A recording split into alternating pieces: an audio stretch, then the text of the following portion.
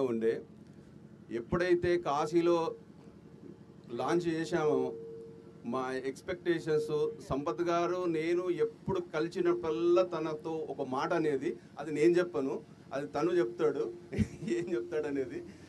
ఈ సినిమా ఇంత మంచిగా రావడానికి కారణం తన స్టోరీ, డైలాగ్స్, తన డైరెక్షన్, పర్యవేక్షణ.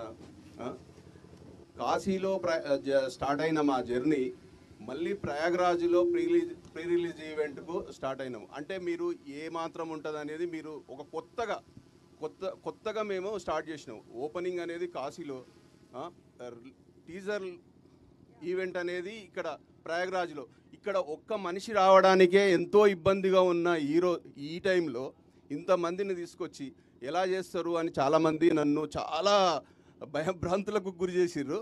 కానీ సక్సెస్ఫుల్గా మా యొక్క Sampath Nandi team works, Madhu creations బాగా సహాయ సహకారాలు చాలా ఉన్నాయి. వాళ్ళు ఇక్కడ లోకల్ రాజేందర్ భాయ్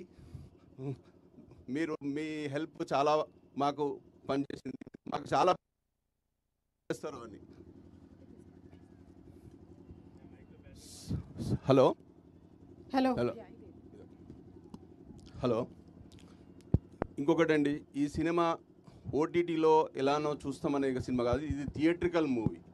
వశిష్ఠ గారు, తమ్మన్న గారు ఏ రేంజ్లో స్క్రీన్ మీద ప్రజెంట్ చేయాలనో ఆ ఇదిలో మన సంపత్ నంద్ గారు చాలా చాలా ఎఫర్ట్స్ పెట్టాడు ఇది.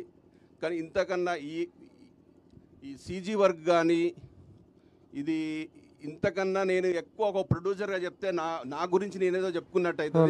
మీరు టీజర్ చూశారు, మీరే చెప్పండి, మీకే వదిలేస్తాను.